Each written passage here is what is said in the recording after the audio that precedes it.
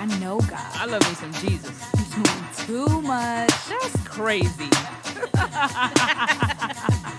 That's on the next episode. It's the moon reading. I rock with you, YaYa. It's all love. They better listen to this advice. We good. You crazy girl. This is what this show is about, all right? We Put keep the it real. and real talk, the God in God talk. And that's a wrap. All right, y'all. Today is Tuesday, October 1st, and you're listening to Real Talk on God Talk, a podcast for people who skip church for brunch on Sundays. Hey, what's good, YaYa? Hey, Truth. I'm okay. Last y'all really heard from us. Yeah. We were lost and confused. You know, we had just graduated. Jobless. It was intense. Was. But I've been thinking a lot about, like, how do I recognize when my prayers have been answered? I like that, yeah. Like, I was just out of it. Like, I didn't feel like myself. I'm just so concerned about what my next step in life would be after graduation. And everything was up in the air. I could not see a solution to any of my problems. But fast forward, 4 months later, it's like, thank God I'm gainfully employed. I moved to a new city, with my husband. Yeah. It's like things have been coming together. And it's still easy to complain about things. It's still easy to be like, I don't feel like waking up for work tomorrow morning, whatever. But when it comes down to it, I can truly say, like, open your eyes and see the blessings that come down. And when you're in the midst of going through it, when you're just like, I don't know how I'm about to pay my bills. I don't know how XYZ is going to happen. Just know that there is something on the other side. Absolutely. Like, you might not be able to see it right now, but as long as you are, it sounds so cliche, as long as you're still alive. But you're alive, you can only meet the next moment as it comes to you. That's and it's possible that 3 months later you'll be looking back and saying, thank you, God, for answering my prayers. Because that's how I feel right now. So. Yeah, and it was definitely, I think I was in awe when I was in DC for the live episode, because I was just struck by how this tiny idea that was like in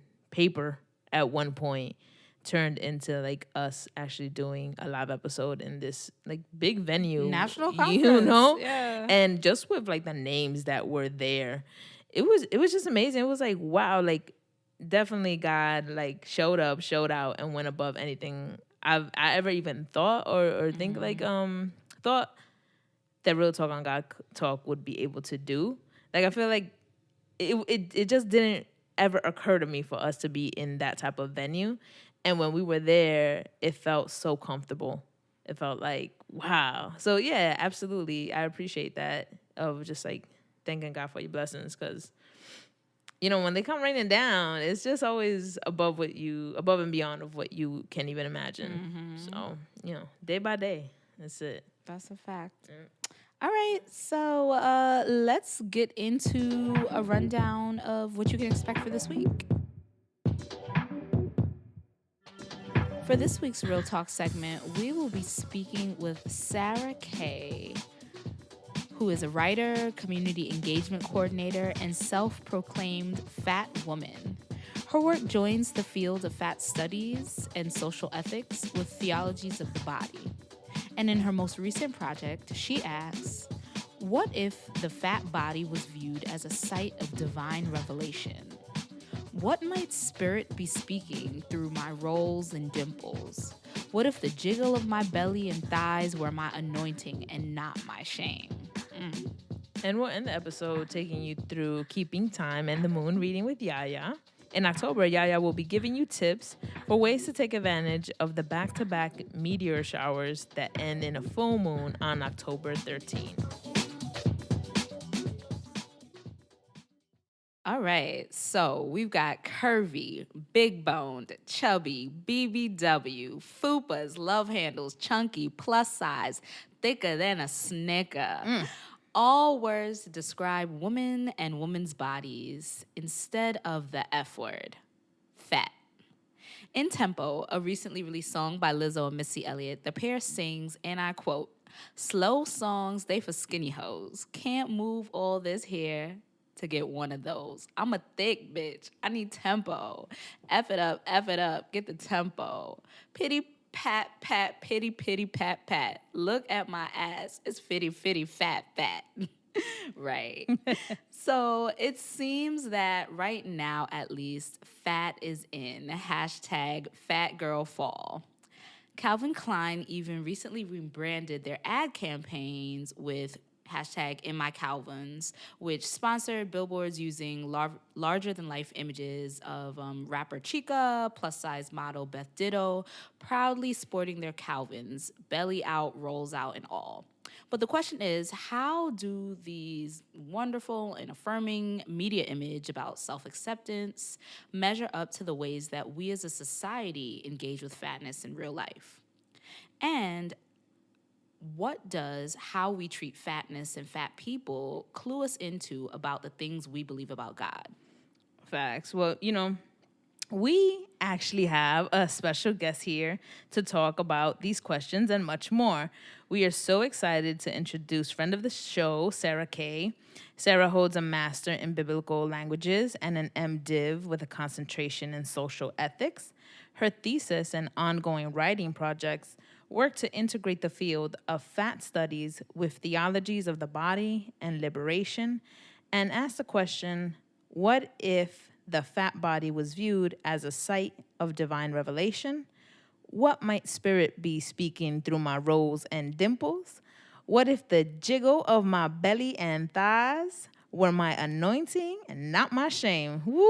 I hear that, right? So, before we get into everything that we want to get into, Sara, could you introduce yourself for the people of Real Talk on God Talk? Yes, thank you so much for having me. And first of all, I'd love to say thank you so much for starting us out with Lizzo. I'm just delighted by that. But yes, hello everyone. Just tell us a little bit about yourself, So I am originally from Massachusetts, just moved back home after finishing up my MDiv at Union Theological Seminary. I am working at a church right now, just got started at this new job in community engagement and adult religious programming. Okay, very, very nice. Okay, so just to give a little background about your relationship with God, religion, we always have these questions. Our last episode was about, do you consider yourself spiritual but not religious? And so what do you label yourself? One, what do you label yourself if you have a label? And then two, could you tell us a little bit about, how did you grow up in terms of religion and spirituality? So, like every morning for the first 10 years of my education, I would say the Pledge of Allegiance to the American flag, the Christian flag, and the Bible. Whoa, time out. There's a Christian flag? Yes, there's a Christian flag. Yeah. So with the Christian pledge? Yeah, so there's a Christian pledge and there's also a pledge to the Bible. And we said that every morning as a school, school wide. So Sara, you are teaching us today. You learn something new every day. Okay. I gotta find out about this Christian pledge. Nobody ever put me on. Okay. Okay. So it was a very community oriented, like you're in this bubble, and if you're in this Christian world, then you're part of this community, and there's a lot of love there, but it's also very isolationist, right? So if you're one of us, there's a standard to be one of us. And if you're not meeting that standard, then you're not one of us. I don't think I really realized fully at the time the impact of all of those teachings and things on me. And not until I became a teacher myself. I went and became a missionary teacher and youth pastor for 5 years. And I like to say it was kind of like the best time of my life and the worst time of my life at the same time. There are so many people that I had amazing relationships with that I cherish to this day. And also, it really was a time that confronted me with the pain that was being inflicted through a lot of the teachings that my faith community had passed on to me and that then I was passing on to others. And so that kind of sparked this season of questioning and transformation that I went on really for the last 5 years. I would still consider myself spiritual and I would consider myself religious. I am yearning for relationship with spirit. I am yearning for relationship with others in community and trying to figure out how to continue to live into that yearning as I move forward. I still consider myself a Christian, because the core of Christianity that I still have held on to, that the piece that has been the core for me, still resonates with me and still holds something for me. Yeah. But I am in the process of expanding what that means. So it's not really just one thing, I guess. I'm adding and expanding my spirituality to encompass more and more. And I hope to continue to do that. I hope to continue to learn and grow and not just stay where I'm at. Faith is ever moving and changing. And so I think being comfortable with that has been the lesson of the last 5 years for me. Okay, cool. And you are definitely expanding and growing in that, right? And as we see in like your thesis research, and what's the premise of your research, a theology of fat liberation? Like, what does fatness even have to do with religion or spirituality, in your opinion? Yeah, well, that's a fantastic question. This project of mine, I think over the course of the last 5 years, I had been going on this personal journey of renouncing the war with my body that I had entered into at the age of 10 when I did my first diet, Wow. And I've been trying to lose weight since I was a child. And about maybe 4 or 5 years ago, I just had reached a point in my relationship with my body that I realized this war is never going to end, because no matter how much I succeed in the short term, quote unquote succeed, it's not sustainable, and it's not doing good for myself. I'm not doing anything good for myself and my mental health if I continue this war. And through that realization and seeking out other fat people that were kind of in that same place of wanting to accept their bodies, I discovered the world of fat studies and fat liberation. And this was all going on as I was also expanding my theology of what Christianity is, and not being about this kind of life after death salvation, but about liberation and bringing the kingdom of God to bear here on earth right now. And so as I was looking at what that project of liberation was entailing in my Christian faith, and looking at what this project of liberation is in the world of fat studies and fat liberation, I thought, well, where is the integration of the two? Because Right. there are so many places where fat hatred integrates with other forms of oppression, and we'll get a chance to expound on this even more later, but anti-fatness is a direct result of anti-blackness. It is a tool of this white supremacist, patriarchal, capitalist economy in which we now live, that was designed to reinforce this hierarchy of bodies that had race at the center of it. And so, in recognizing that through my research, I recognized, well, if we're talking about the liberation of bodies as being central to our understanding of faith and theology or religion, if this is the approach that we're taking to our faith, that faith is about spirit working towards justice in and through us, then where is that being done for fat people of all different identities and marginalized communities as well? As someone that still does identify as Christian, incarnation is so central to my faith. Christianity is a religion of incarnation. And for a religion that is all about God taking on flesh, the first people that taught me to hate my body were Christians. To have as so integral to the way we treat people's bodies, this hatred in a community that is supposedly all about incarnation, just seems to really conflict. And I felt that, well, what if instead of it was a project of saying, let me dismantle all the ways in which religion has produced this anti-fatness. And then the next step was, well, what kinds of tools could a fat positive theology offer to fat people for our ongoing work of liberation as a whole community and creation?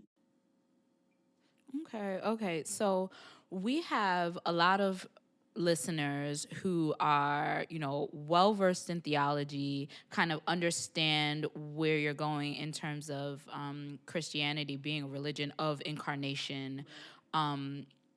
But can you kind of break down, just in the most basic terms, how do we see the body in Christianity, and I guess body size in Christianity? Yeah, Or like how does I guess like body size, like how does that actually, sir, that's the first time that I ever heard of body size like mattering in incarnation, like the way you explained it. So yeah, if you like just in the most basic terms of like what that means, what that is.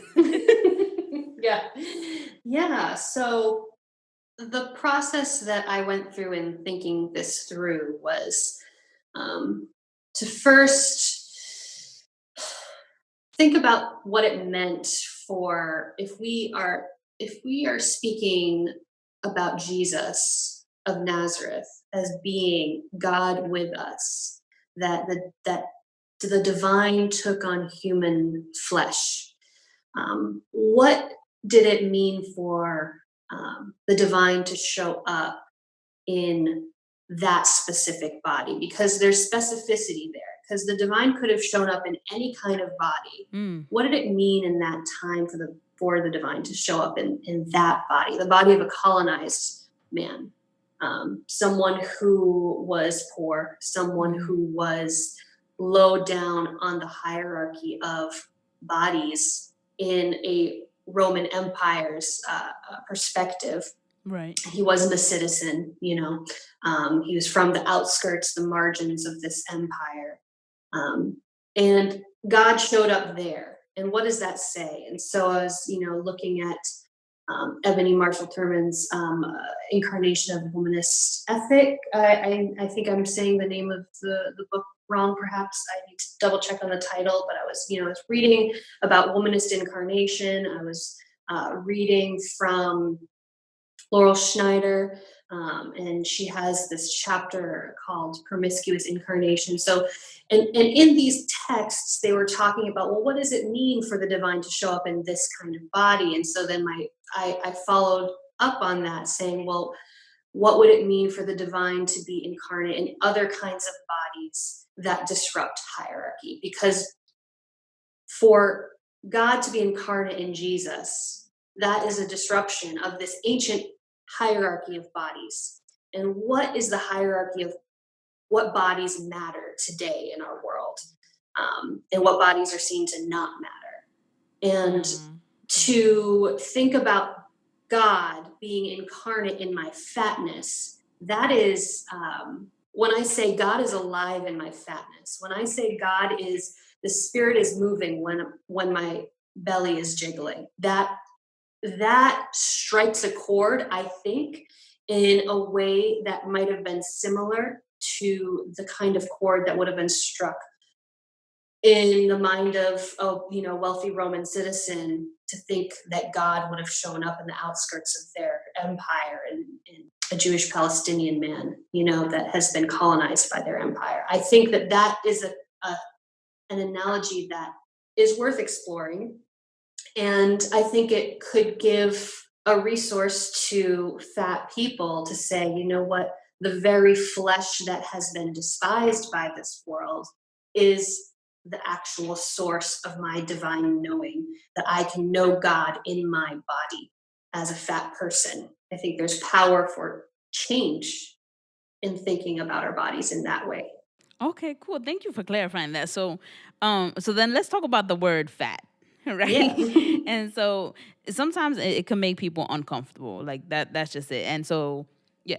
So I got to be honest, right? So when you said, what does it mean for God to kind of like be moving through the jiggle of my fatness? Yeah. I was like, God moving in your fatness? Like, what do you mean? Like, I just got to be honest. Right. And so to kind of follow up on Truth's question, it's like, even when I hear the word fat, sometimes it just makes me like cringe. Like, oh, I don't want to call someone fat. I don't want to hurt their feelings. Like, why?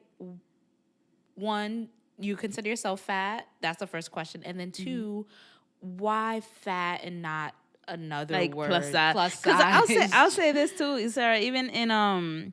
Even as a Latina, when we talk like in Spanish, like my mom, my sisters and stuff, it's funny because when we don't want to, like, if someone is fat in Spanish, we don't want to call them gordo. Be like, they're tan redondito, which is like, they're round. Yeah. But like we try to cover it up, right, and saying in a more endearing term, because I guess fat has been, such a like a word that you don't say, or like you just say it. Yeah, you say it to offend, So Yeah.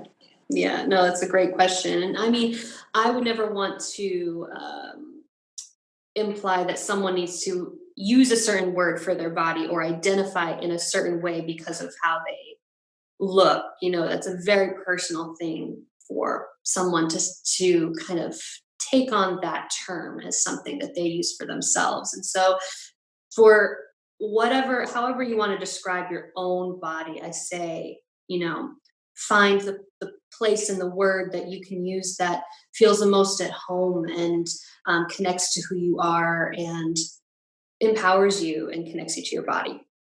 For me, I choose to use the word fat. I identify as a fat woman in keeping with this very long legacy of fat scholars and activists and people that have been reclaiming this word. And I think the reason why this has been happening exactly because, I mean, of what you described, that twinge that you feel when you like hear the word fat. yeah, Why is that? Because we've been socialized to have a negative association with that word. We've been socialized to think that there is something inherently wrong with being fat, and that's something that I should be embarrassed about. And so for me to proudly identify as fat, it's shocking because it's something that I'm supposed to be ashamed of. It's something that I'm supposed to, kind of try and hide in all kinds of different ways or right, kind of like change. run from. Yeah, exactly. And so my intention is to move towards this identity, move towards to use this word in a reclaiming way as a source of power and just recognizing the spirit at work in that in my body. It challenges something when you say the word instead of having to cower around it, as if there's something to be ashamed of. Yeah, that makes sense. Yeah.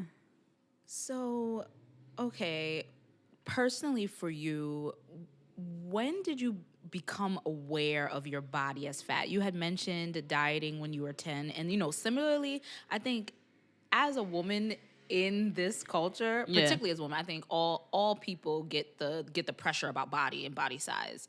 But as a woman, it can come very early in just signals of how you see yourself. Is your mom constantly weighing herself, even if she's not saying anything to you about Right. it per se? Like, I know I've always struggled with, so and so. If some of my cousins are thinner than me, and I want to be like my big cousins, it's like, oh, why can't I look like this? And Right. So it's like, for you, when did you become aware of your body as fat, and when did you become aware that like meant something to other people, that either being fat or not fat, big or not big, actually like held some meaning?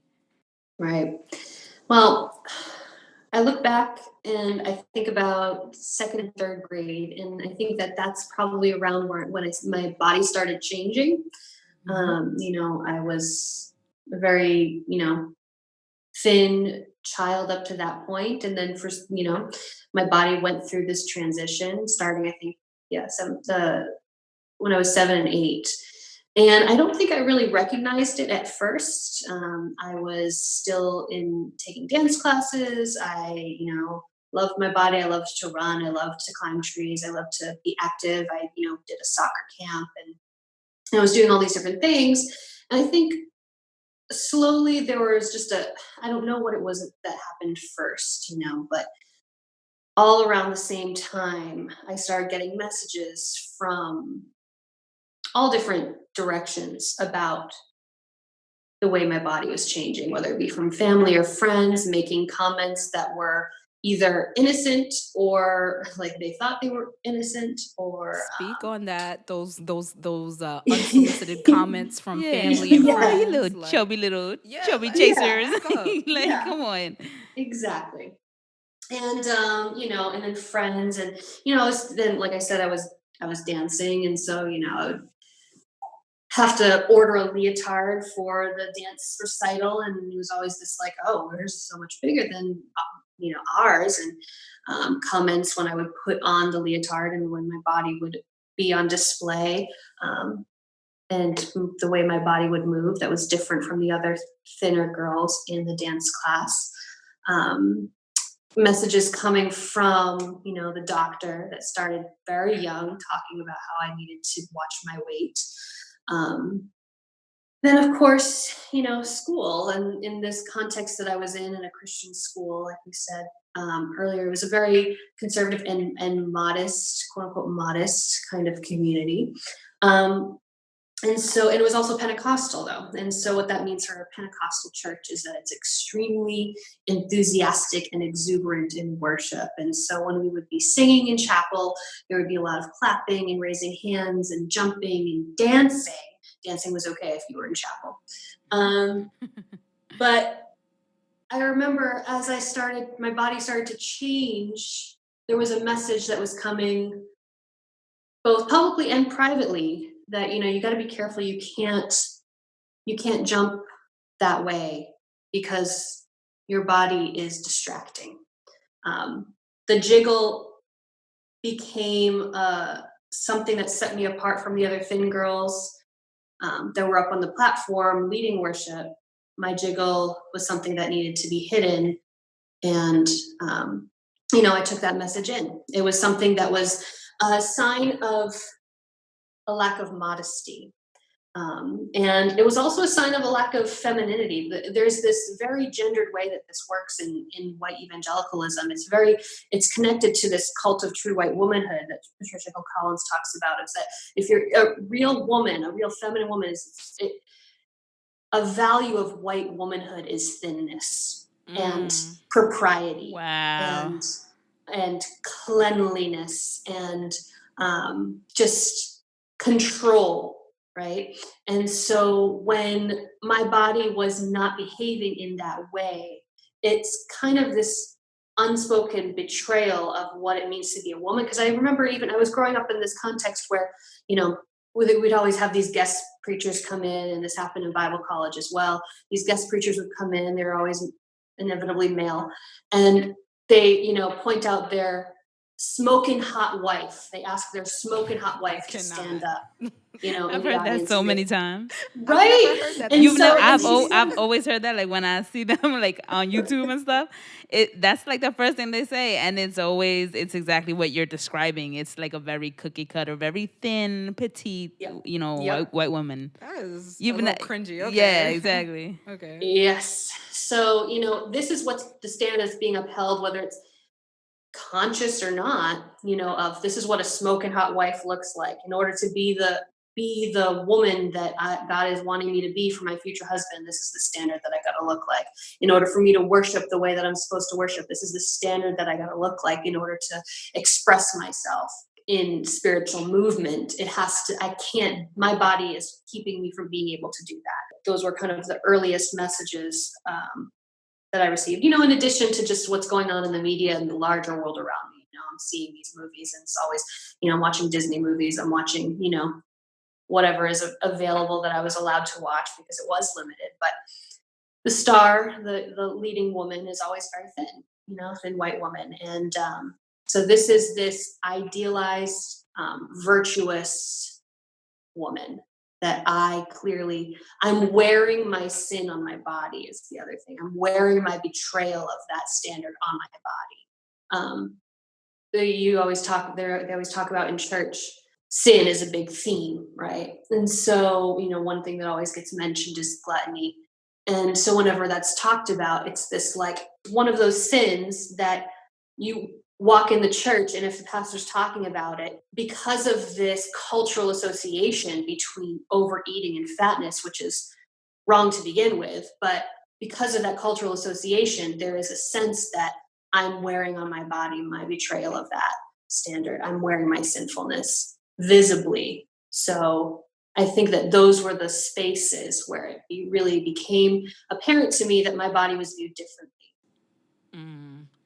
So you said a bunch of things, like you said so many There's so things much. that I just want to ask more questions about and know more about. But Yeah.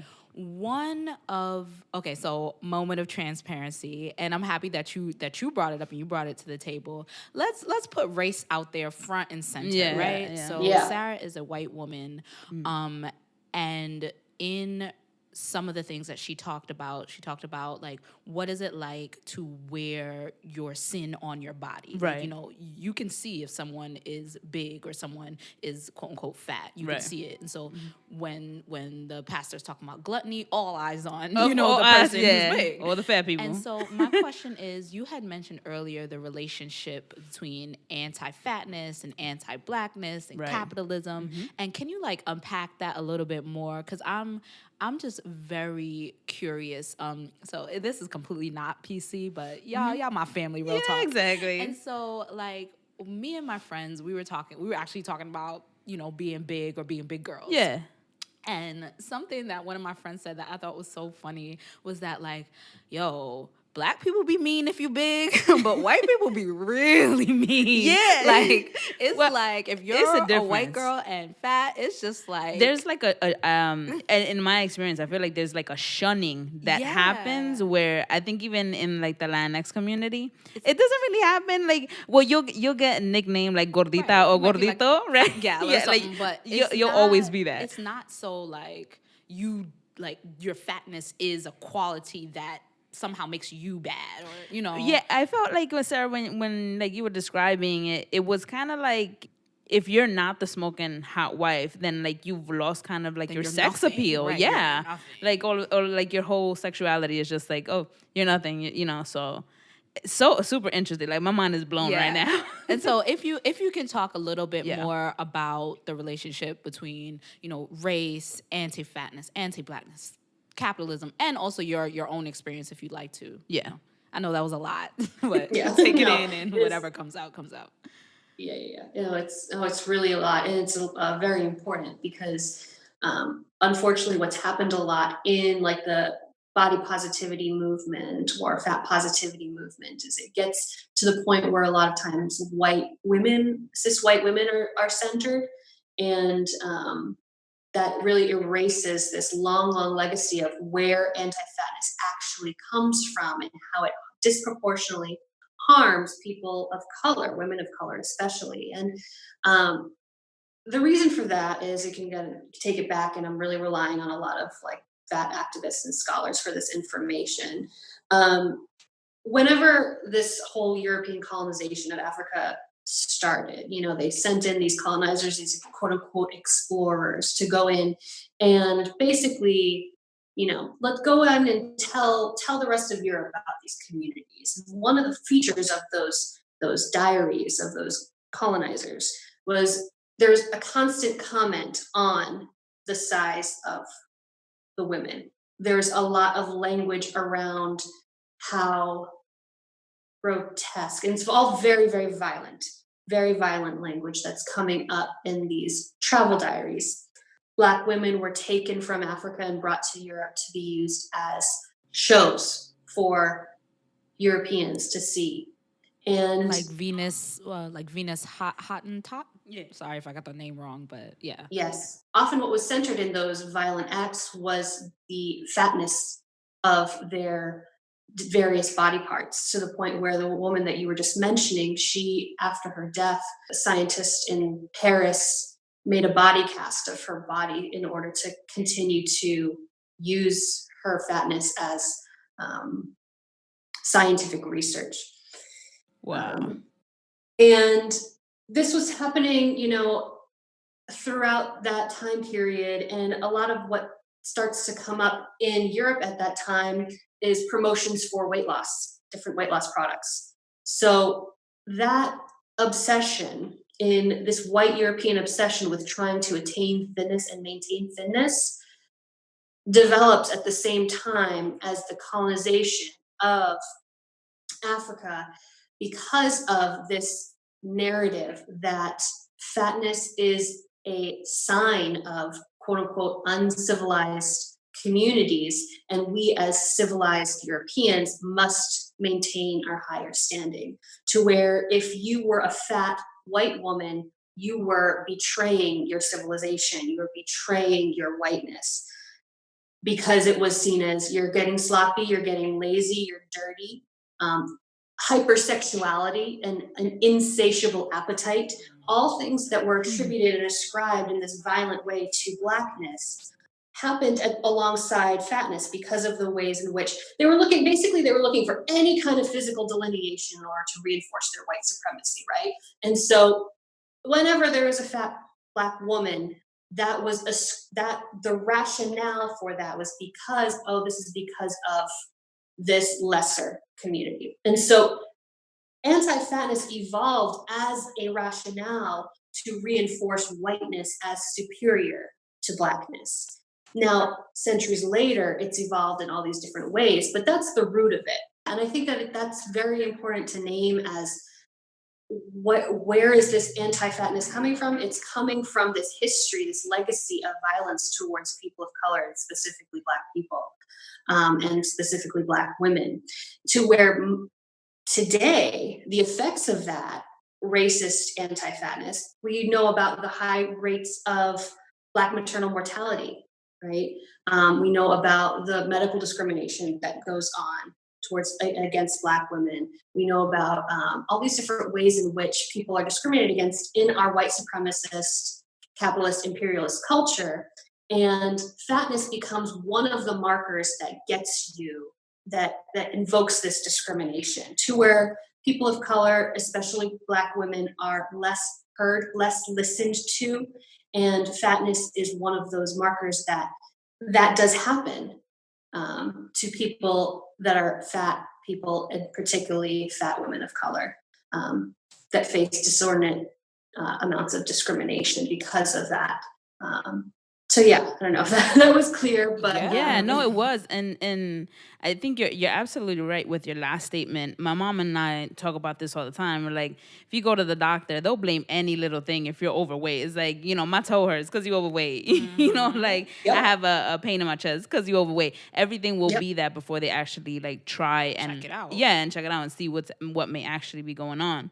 And so like now, I think over the years, but I think more especially now, we see a lot of like body positivity. So now we're seeing like plus size models in the media, especially like on TV. It's like it's more in your face than it definitely was when I was growing up.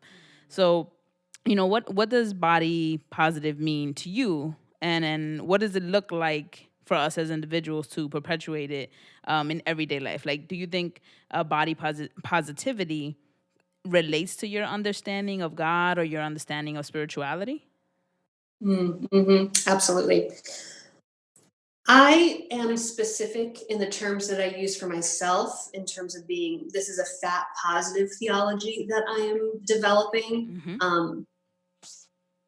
Generally because a lot of the body positive movement that has developed, and it's a lot of great things have come from it. There's a lot of wonderful representation that has started, like you're saying, more than ever before. That's happening. Yeah. And at the same time, a lot of the narrative of body positivity has co-opted the narrative of early fat liberationist activists, and really ended up erasing the need for justice for fat people as a result. So it kind of becomes this watered down, whitewashed, well, just love yourself, that really, doesn't take into account the political nature of being a fat person in an anti-fat culture.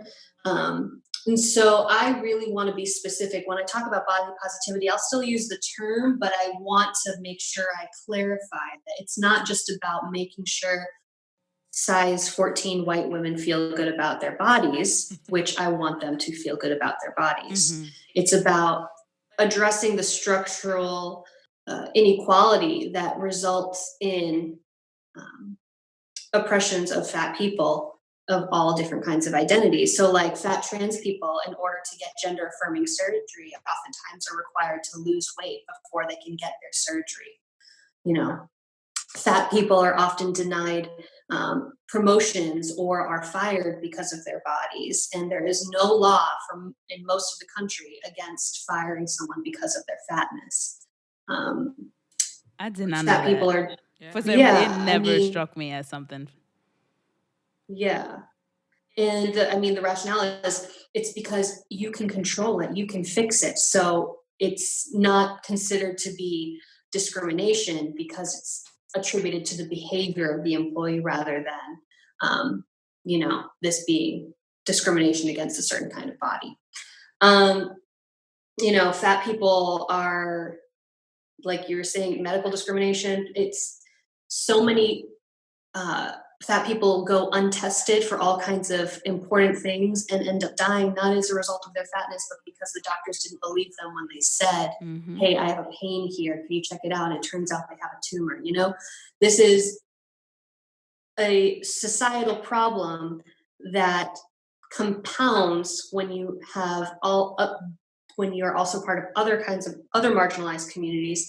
And by just calling it body positivity, I find it's dangerous because it can result in ignoring the political and social fight that is on our hands to say we need to be intentionally, specifically fat positive and dismantle the oppressions that have been put on fat people. Yeah, so like every question, So much. there's like so much. So much.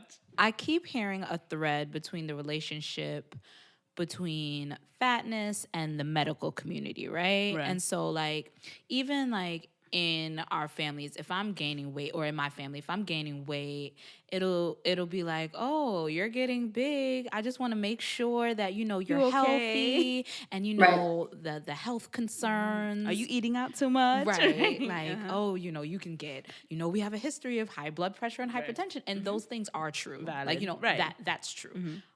And I feel like sometimes, a lot of times, people masking their concern, quote unquote, about me with health. And so, like, can you talk a little bit about that? What do you say to people that are like, but obesity is really an epidemic. Obesity is really a thing. Like, what do you say to that? So I think that my response would really depend on who it was that was raising the question. There's a lot of online concern trolls that like to lurk in fat women's Instagram feeds and comment feeds telling us that, you're going to die. Damn.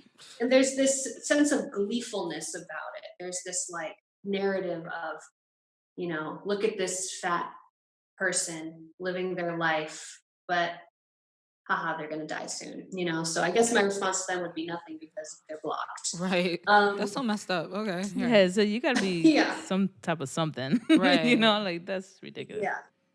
Yeah. And then, of course, there's the well-intentioned, concern that gets raised.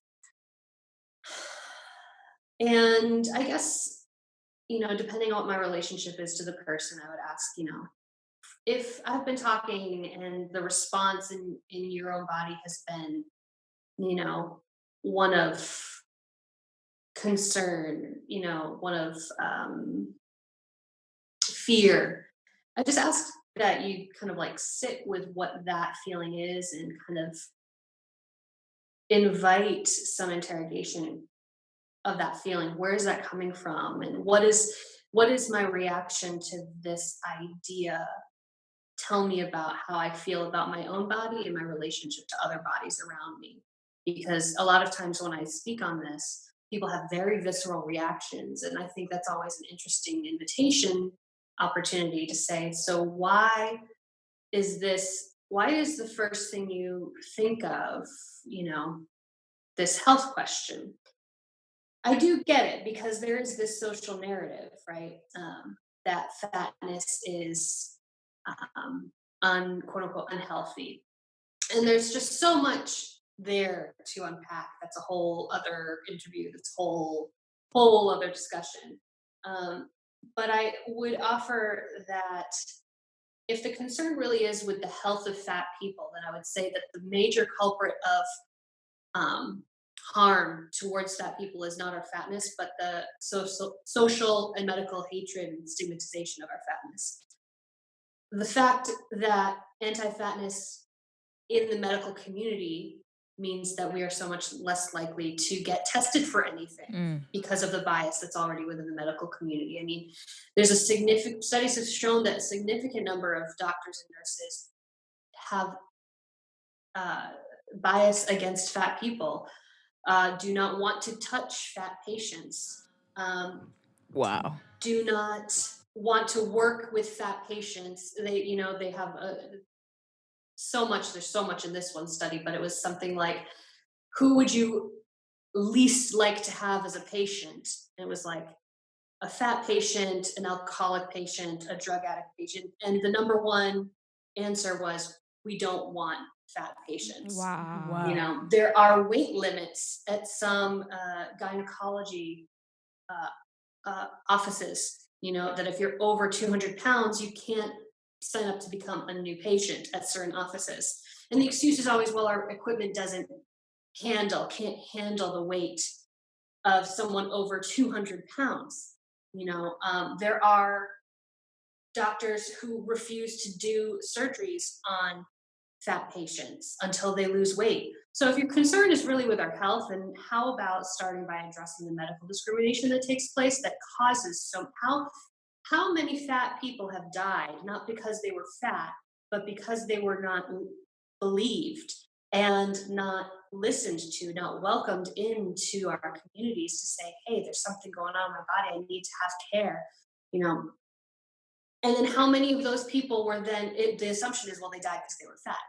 They died because the society hates fat people. So I think that rethinking the question is a good place to start and say, what's actually causing the harm to fat people? Is it really the fatness? And I would also say there is just so much out there that invites questioning of this quote unquote medical consensus that fatness is really this major harm to begin with. I don't want to get into all of that, but I mean, you can look into it. The obesity myth. What's it? There's another one by J. Eric Oliver. Forgetting the name of the book, but it's just there's plenty of reason to question this so-called standard of like BMI, for example. That's body mass index. Yeah. That's just, that was based off of like white men, for one thing. The BMI is already like racially biased, for one thing, and gender biased. There are so many flaws in this assumption, that if you're gaining weight, there's something that is quote unquote unhealthy about that. It's based off of, doctors that already have biases against fat people, studies that are, don't even include a full range of fat people. So insufficient studies have been done to we don't even really know what we don't know about fat bodies, because science the science is starting from a perspective of bias against fat people to begin with.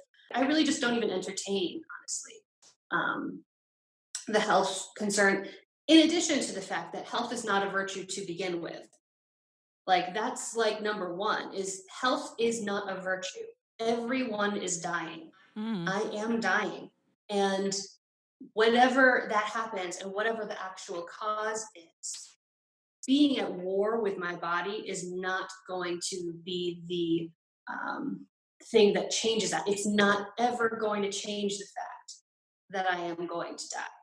And so living my life fully and in an embodied way as a fat person, to me, is the most holistically healthy thing I can do, that takes into consideration not just my body, but my mental health as a whole being, spiritual health as a whole being, living free from that constant battle, I think has made me more truly healthy than I've ever been.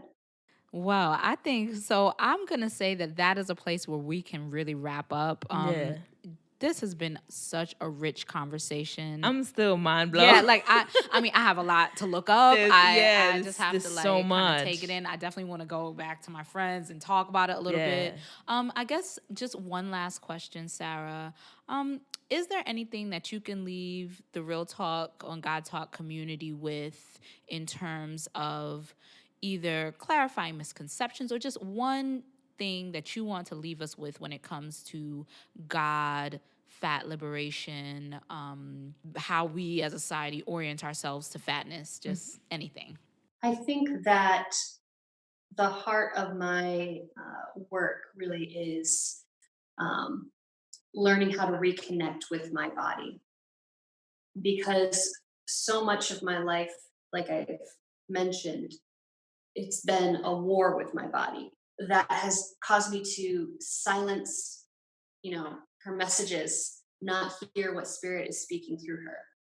And I think if anything I would want to leave is just the invitation to believe that fat bodies can speak divine messages, because when we don't believe that, we're disconnected from the divine work that's already happening within us to begin with. And so, for anyone that has this ongoing war with your flesh because of what society has told us is a good body, I guess my hope for myself and my hope for anyone listening would be to just invite us to stop the war with ourselves and begin a process or continue wherever we are in the process of learning how to listen to our bodies, and in that way listen to spirit for the sake of ourselves and our communities. I think that this is an integrated problem and the solution has to be integrated as well. Let's listen and then let's speak what those messages are, because fat people can change the world and are changing the world. And so we can continue to do that by listening and trusting our bodies. Thank you so much, Sarah, for joining us today. We really appreciate just every gem you drop and every just so much information. Thank you for bringing this to us and having this conversation with us that needs to be had. Like, I feel like these are combos that need to start going on. I'm interrogating a lot of my things. Relationship with my body, how I feel about fatness. And I don't think any of that would have come up probably for either of us unless we start having this conversation. So thank you so much for joining us. Yeah, Real Talk on God Talk. Thank you so much for having me, and I'm so honored, and just blessings on the both of you and on this project. It's a great work that you're doing. Thank you. Thank you. To keep the conversation going, tell us what you think by following us on Instagram or Twitter at Real Talk on God Talk. This is Truth, and you're listening to Quality of Life Hack.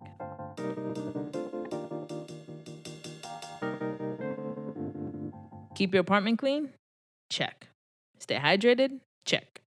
Get up for work on time every single morning? Check. Life is good, but adulting is hard. So Real Talk on God Talk is here with simple life hacks to help you make it through. This week's problem, networking. Boo! A lot of times networking is perceived as awkward. It can be fake, transactional. Like, who wants to just go into a situation and like, where do you stand? Right. Who do you talk to? You get self-conscious. But Real Talk on God Talk is here for you. We're here with 3 simple adjustments you can make to your approach to networking to see that it's not so bad. Yep. So the first is to set your intention. Go into your networking event with the intention of finding someone to like.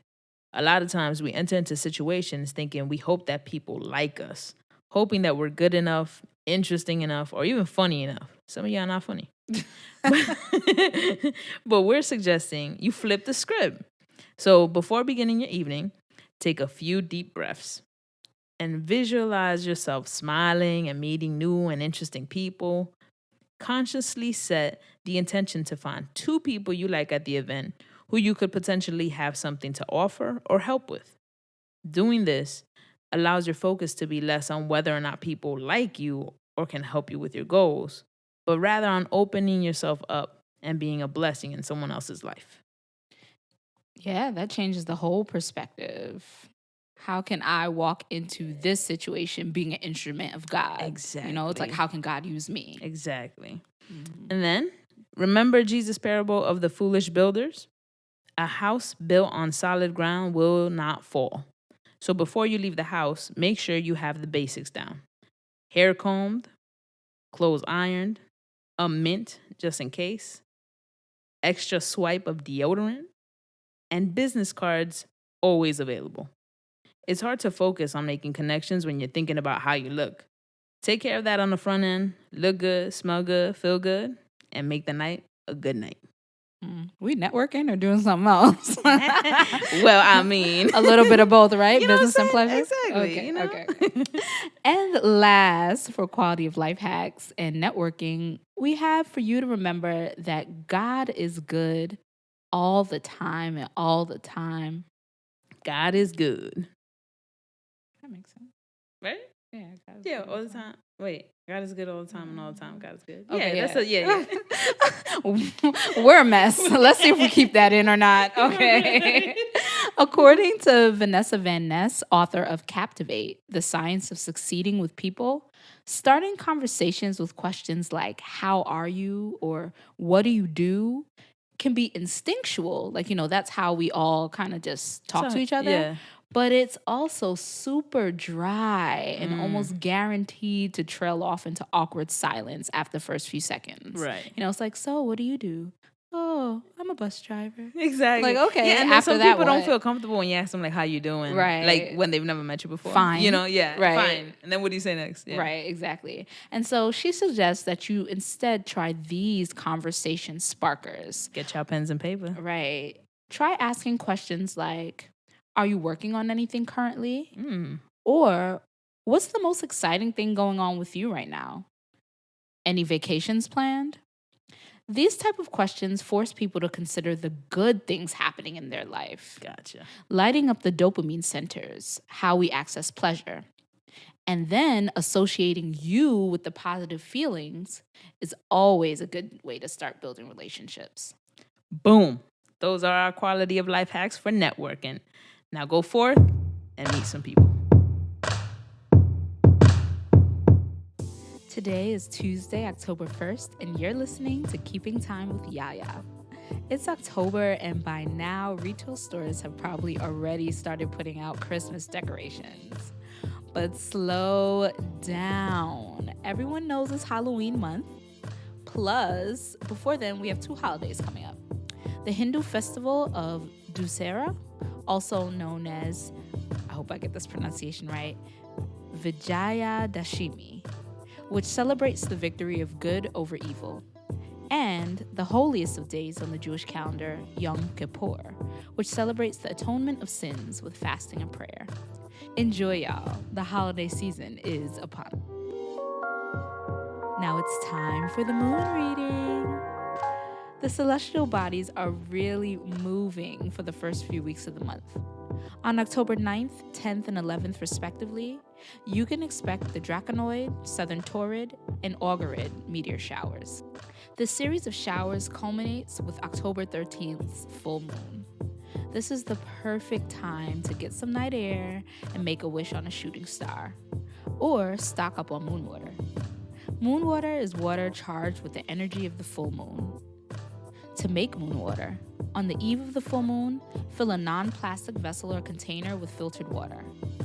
Hold the water to your heart, blessing it with love and positivity, and setting your clear intentions on the water. Then, place your vessel down surrounded by herbs and crystals of your choice. For example, rose quartz if you envision love, or black tourmaline for protection. Leave your water to bask in the moonlight overnight. Now you have some charged water to use for rituals, to add to a relaxing or clarifying bath, or even to use to cleanse your crystals. Thank you, YaYa. You gave us a lot of tips there that we could do with this full moon that's coming upon us. Just supercharged. I know. I was like, okay. I dig it. Well, thank you everyone for joining us for another episode of Real Talk on God Talk, a podcast for people who skip church for brunch on Sundays. Remember to follow us on Instagram, Twitter, and Facebook at Real Talk on God Talk. And we'll catch you on the next one. Peace. Love y'all. I don't believe in God. I know God. I love me some Jesus. You're doing too much. That's crazy. That's on the next episode. It's the moon reading. I rock with you, YaYa. It's all love. They better listen to this advice. We good. You crazy girl. This is what this show is about, all right? We Put keep the it real. real and real talk, the God in God talk. And that's a wrap.